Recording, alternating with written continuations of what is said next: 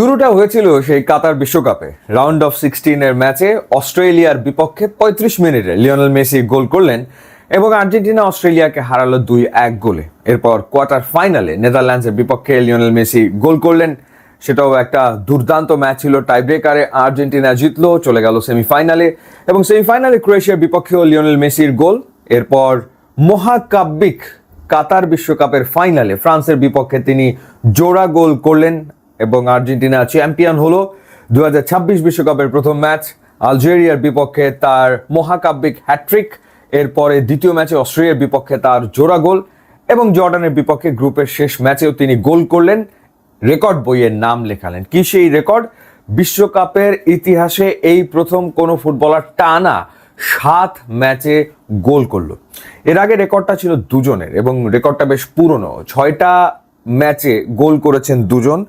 একজন হচ্ছেন জাস্ট ফন্টেইন, যিনি 1958 বিশ্বকাপে ফ্রান্সের হয়ে টানা 6 ম্যাচে গোল করেছিলেন, এবং আরেকজন হচ্ছেন জর্জিনিও, যিনি 1970 বিশ্বকাপে ব্রাজিলের হয়ে টানা 6 ম্যাচে গোল করেছিলেন। সো এই দুইজনের রেকর্ডকে ভেঙে ফেললেন লিওনেল মেসি।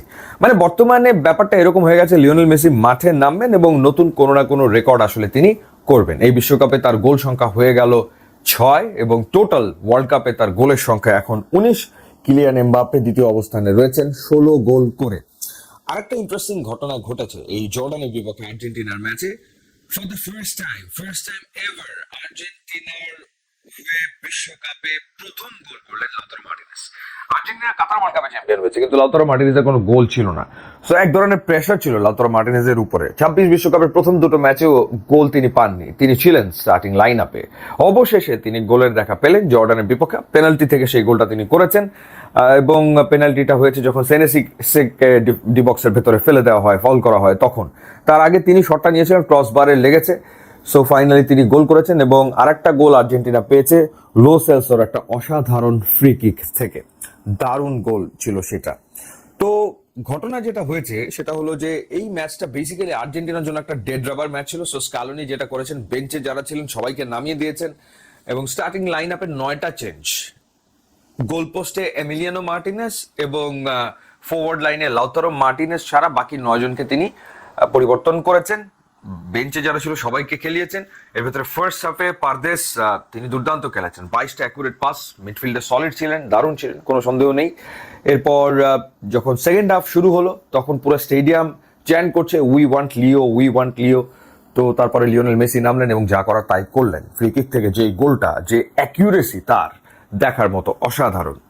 তো একই সাথে আর একটা ম্যাচ চলছিল, যেই ম্যাচটা একটা মারাত্মক, প্রবাবলি আমার মনে হয় গ্রুপ পর্বের সেরা ম্যাচ হয়েছে। আলজেরিয়া এবং অস্ট্রিয়া যেই ম্যাচে মুখোমুখি হয়েছিল, স্কোর লাইন হচ্ছে 3-3। ইকুয়েশনটা এরকম ছিল যে আলজেরিয়া এবং অস্ট্রিয়া তারা যদি ড্র করে তাহলে দুই দলই পরের রাউন্ডে রাউন্ড অফ 32-তে চলে যাবে। আর যদি রেজাল্ট হয়, কেউ যদি কাউকে হারায়, তাহলে ইরান চলে যাবে রাউন্ড অফ 32-তে। সো ইরান আনফর্চুনেট যে তারা 3-3টা ম্যাচ ড্র করার পরেও রাউন্ড অফ 32 আসলে খেলতে পারছে না। এবং অস্ট্রিয়া আর আলজেরিয়া ম্যাচের কথা বলছিলাম, মানে এই ম্যাচটা 3-3 স্কোর লাইনে শেষ হয়েছে। 2টা গোল হয়েছে, একটা 93 মিনিটে রিয়াদ মাহরেজ তিনি তার সেকেন্ড গোলটা করেছেন 93 মিনিটে, 60 মিনিটে একটা গোল করেছিলেন এবং 93 মিনিটে যখন গোল করলো মাহরেজ তখন আলজেরিয়া এগিয়ে গেল অস্ট্রিয়ার এগেনস্টে 3-2 গোলে। 96 মিনিটে গিয়ে অস্ট্রিয়া গোল শোধ করেছে এবং 3-3 স্কোর লাইন করে ফেলেছে, যার কারণে এই দুটো দলই রাউন্ড অফ 32-তে চলে গেছে। এর ভেতরে অস্ট্রিয়া রাউন্ড অফ 32-তে মুখোমুখি হচ্ছে স্পেনের এগেনস্টে আর আলজেরিয়া খেলবে সুইজারল্যান্ডের বিপক্ষে। সো রাউন্ড অফ 32 তৈরি হয়ে গেছে, মানে কে কার সাথে খেলবে সেই ম্যাচগুলো নিয়ে ডেফিনেটলি পরে আলোচনা করব। সো লিওনেল মেসির আরো একটা ম্যাচ, লিওনেল মেসির আরো একটা রেকর্ড।